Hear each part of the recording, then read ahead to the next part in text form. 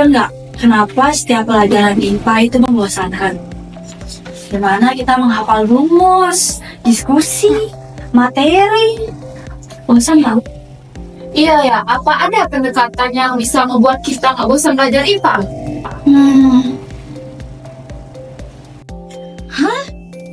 Zaman sekarang belajar IPA membosankan. Kayaknya kalian harus ikutin aku deh. Jadi di sini aku mempunyai beberapa topik serta beberapa pendekatan yang pastinya bakal bikin cara belajar kalian asik, seru, aktif, dan pastinya menyenangkan. Yuk, aku spill. Yuk. Ikut.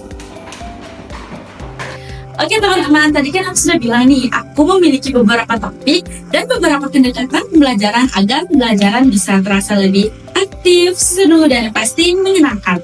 Yaitu aku di sini mengambil pada kelas 3 SD, khususnya bab 1, yaitu topik yaitu ada hewan apa saja di sekitarnya.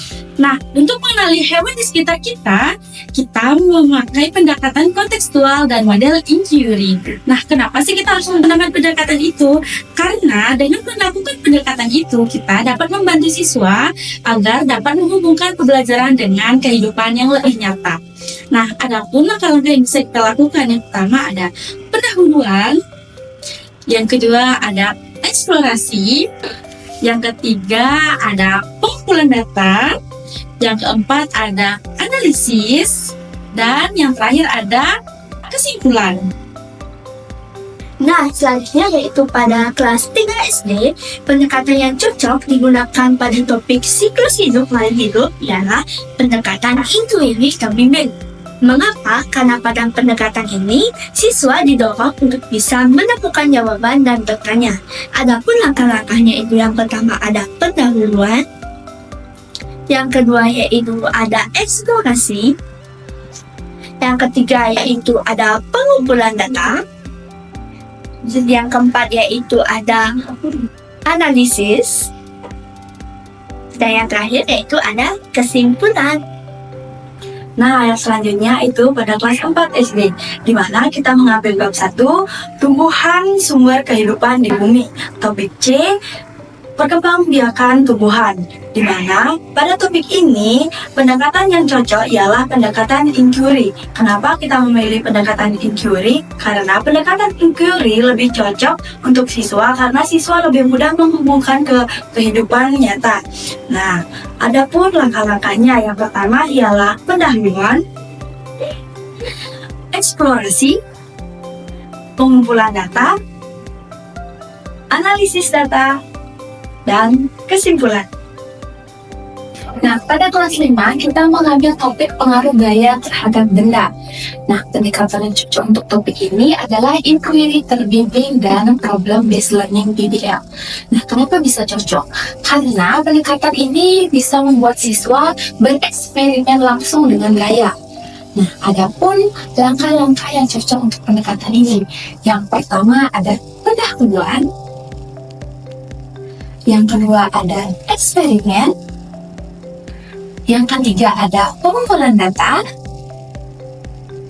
yang keempat ada analisis, dan yang terakhir ada kesimpulan. Selanjutnya pada kelas 6 SD dengan topik keseimbangan ekosistem. Nah, kita dapat menggunakan pendekatan problem based learning atau PBL.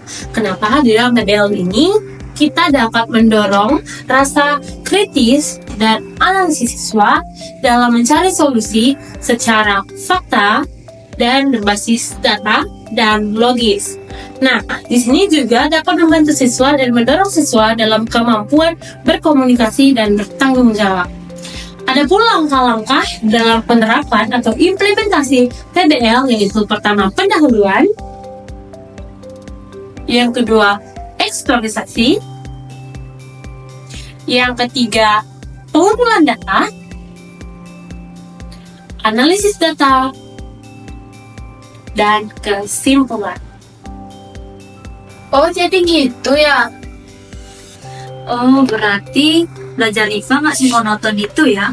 Iya benar. Sebenarnya pelajar IPA tidak membosankan kalau kita tahu dengan pendekatan-pendekatan apa yang sebenarnya harus kita pakai di setiap topik yang ada. Jadi kalian jangan takut lagi kalau belajar IPA. Apalagi kalian takut bosan dengan adanya metode-metode ceramah yang selalu membebani pikiran kita ini. Jadi kita harus lagi belajar. Ayo menggunakan pendekatan itu. Yuk. Ubur-ubur ikan lele. Belajar IPA sangat menyenangkan deh. Hai guys, kita udah selesai baca hari ini. Yeay, bye-bye.